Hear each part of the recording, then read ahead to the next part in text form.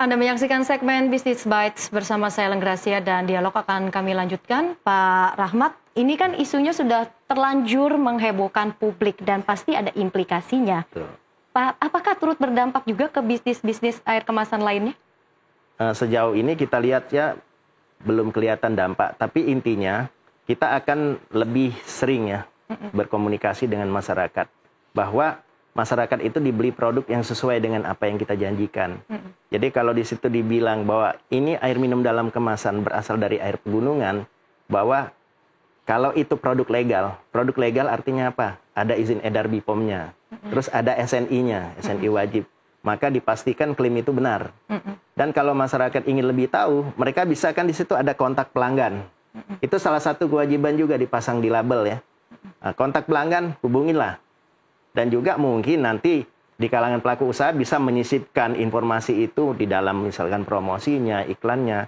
Semacam ya edukasi lah, sosialisasi ke masyarakat bahwa ini air pegunungan. Pertanyaannya kenapa kalau pegunungan kok masuk ke sumur bor gitu. Ya begitu. Jadi Mbak Ellen ya. Jadi yang namanya air itu kan adalah siklus. Kita menyebutnya siklus hidrologis, yaitu apa? Air diturunkan oleh Tuhan. Hujan biasanya di dataran tinggi, di pegunungan, turun dia akan sebagian diresap ke dalam tanah. Nah, air yang diresap ke dalam tanah ini akan masuk pelan-pelan, dia masuk ke akuifer dangkal.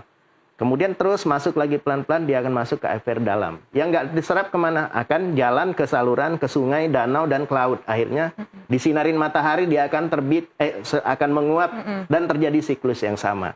Nah, kemudian air yang di dalam tanah, itu tadinya tetap di dalam tanah. Cuma kan kita tahu kerak bumi kita kan ada retakan-retakan. Nah, kerak bumi yang retak ini akan muncullah mata air. Jadi mata air itu, mata air terbuka itu, mata air alami adalah yang timbul dari retakan kerak bumi sehingga air di dalam akuifer itu keluar sendiri. Itulah yang disebut dengan mata air. Pertanyaannya, bagaimana dengan industri MDK?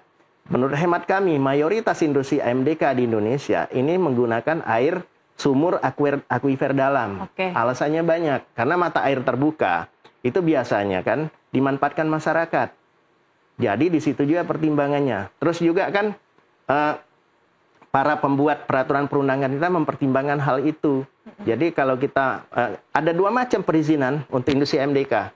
Kita bisa minta surat izin pengusahaan air permukaan berupa mata air kalau kita punya sumbernya, mata air. Atau kita bisa mengajukan surat izin pengusahaan air tanah kalau kita menggunakan sumur bor. Dan kedua-duanya itu diatur. Jadi kalau yang mengatur perizinan air permukaan itu ada di Peraturan Menteri Pekerjaan Umum nomor 2 tahun 2024. Kalau untuk air tanah dalam itu ada di Peraturan Menteri ESDM nomor 14 tahun 2024 yang dipayungin oleh PP ya, PP 30 nomor tahun 2024. Jadi semuanya itu jelas, tata kelola, tata negara, tata peraturannya jelas. Jadi sistem pengambilan air melalui akuifer ini sudah lazim digunakan begitu ya oleh mayoritas? Di seluruh dunia, di belahan dunia manapun. Begitu. Jadi memang yang diperlukan saat ini adalah edukasi secara saintifik begitu ya, agar konsumen ini bisa memahami ya secara jelas. Dan tentu ya harus sekali lagi compliance ya, ketaatan dan kejujuran.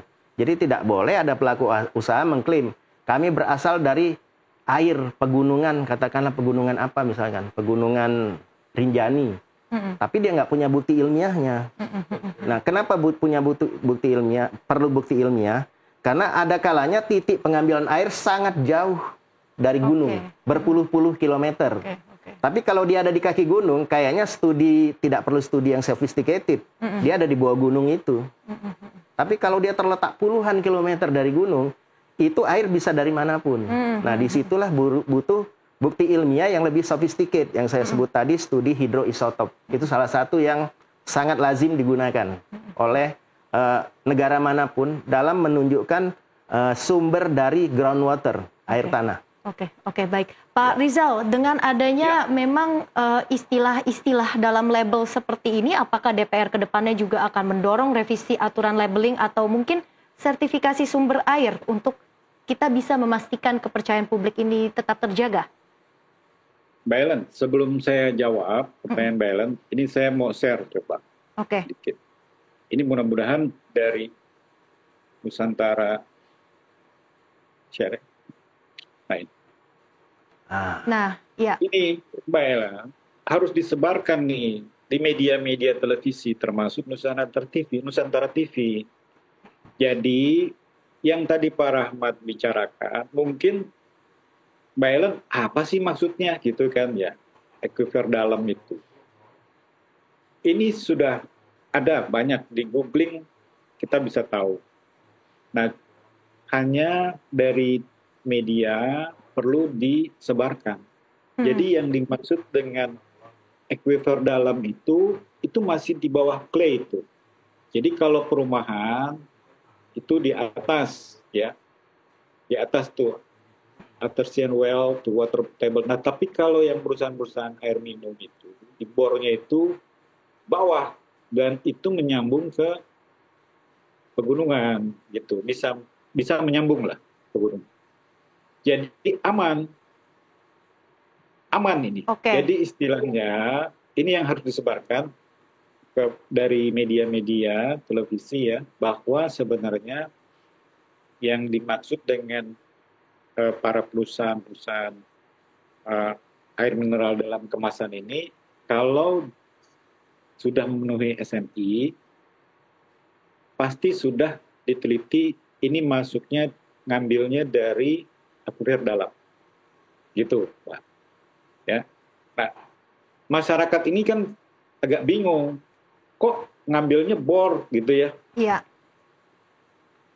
Tapi bornya ini berhubungan nih dengan air pegunungan gitu. Jadi tidak misah. Ini yang diperlukan untuk membalik opini masyarakat tadi yang perlu disampaikan oleh perusahaan-perusahaan air mineral dan juga mungkin tim dari Pak Rahmat ya, supaya masyarakat itu tenang lah. Tidak ada masalah sebenarnya untuk air mineral kemasan yang sekarang kita konsumsikan. Untuk merek apa saja, kalau sudah bentuknya SNI-nya sudah ada, saya yakin itu sudah memenuhi persyarat. Gitu. Baik, mungkin Pak Rizal ke depannya apakah DPR juga akan berkomunikasi mungkin dengan manajemen untuk agar masyarakat ini bisa lebih paham lagi terkait dengan mekanisme pengambilan air secara teknis ini, Pak Rizal? Ya, tadi yang kita bilang dari Badan Perlindungan Konsumen juga punya tanggung jawab. Jadi Badan Perlindungan Konsumen itu bukan hanya memberikan sanksi kepada perusahaan-perusahaan tidak memenuhi syarat atau apa gitu ya. Seperti ini pun, kasus seperti ini ya kita akan minta nanti kepada Badan Perlindungan Konsumen, bantulah kalau memang betul ada kekeliruan di opini masyarakat, bantulah untuk merubah image itu. Gitu. Jadi ini yang kita akan jelaskan ke Badan Perlindungan Konsumen itu. Gitu Mbak, yang paling penting. Baik. Mungkin sebagai penutup ya, saya ingin minta pesan singkat ya terhadap masing-masing narasumber. Kita tahu memang ini kan sudah terlanjur terjadi kontroversinya ya. Mungkin dari Pak Rahmat, apa pesan dan harapan serta pelajaran yang bisa kita ambil dengan adanya kontroversi yang terjadi akhir-akhir ini? Ya, makasih. Jadi kalau kami dari Aspadin, kami ini adalah pelaku usaha, kumpulan pelaku usaha MDIK, sekarang anggota kami udah di atas 310 dari Aceh sampai Papua ya. Dan kami menyampaikan ke masyarakat bahwa tidak perlu khawatir terhadap produk AMDK yang legal ya. Yang kalau kita lihat, bisa kita lihat di kemasannya, kita lihat tanda Badan POM-nya, tanda SNI-nya, karena itu semua adalah rambu-rambu yang ditetapkan pemerintah. Kalau itu ada, konsumsilah dengan lega, karena itu pasti memenuhi semua persyaratan keamanan, kesehatan, dan keselamatan yang digariskan pemerintah. Terkait masyarakat meragukan, oh ini apakah benar air pegunungan kok dibor? Air pegunungan itu bisa diambil dengan cara dibor atau dengan cara diberikan Tuhan berupa mata air. Tapi mata air ini tidak tersedia bisa di mana saja.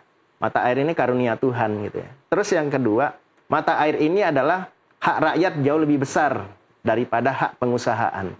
Jadi mata air ini juga tidak begitu banyak digunakan oleh pelaku usaha. Karena masyarakat lebih punya hak, kecuali yang sudah terjadi duluan ya. Terutama sebelum Undang-Undang Sumber Daya Air yang baru, Undang-Undang Nomor 17 2019 diterbitkan. Jadi jangan khawatir kalau di situ dibilang bahwa ini berasal dari air pegunungan, maka itu kami pastikan benar kalau produknya legal ya. Jadi kalau ada keraguan, langsung saja bisa dikontak di kontak pelanggan di kemasannya, atau jangan ragu-ragu, klik ke di situ ada QR code ya. Oke. Dan itu bisa diklik di sana, atau di situ ada izin edar Badan POM. Bisa ke situs BPOM, langsung cek SNE AMDK dengan merek ini benar atau tidak. Jadi kalau terjadi penipuan, penyesatan oleh produsen, pasti akan ketahuan di abad digital ini oleh konsumen kita. Jadi itu pesan dari kami, dan ya kita terus berkomunikasi. Kita terus berkomunikasi demi apa? Demi Indonesia yang lebih maju, lebih berdaya saing. Betul, betul. Baik, Pak Rizal, mungkin secara singkat pesan Anda agar publik ini tetap tenang, namun juga tetap kritis ya terhadap keaslian produk air minum yang mereka konsumsi setiap harinya. Ya, Pak Rizal. kita semua berharap semua masyarakat tetap tenang, dan juga kepada perusahaan-perusahaan air minum mineral kemasan ini juga menjaga terus kualitas dari kemurnian air yang dikonsumsi oleh masyarakat. Ya, jadi ini pesan yang paling penting. Kalau masyarakat tetap tenang saja, nggak harus diperdebatkan mengenai ini. Sepanjang itu dalam kemasan, nanti masyarakat bisa lihat pada saat membeli air mineral itu ada SNI-nya, itu berarti sudah memenuhi mutu yang baik. Ya, baik. Saya pikir itu. Baik, terima kasih Pak Rizal Bawazir, anggota Komisi 6 DPR RI, dan juga Pak Rahmat Hidayat, Ketua Umum Aspadin, sudah banyak berbagi perspektif di segmen Business Bites program Nusantara Economic Updates hari ini. Sukses dan sehat selalu untuk Anda. Terima kasih Mbak Ellen, terima kasih Pak Rizal Bawazir. Terima kasih Sukses terus Pak. Rahmat, Suatu saat kita sowan ya Pak ya.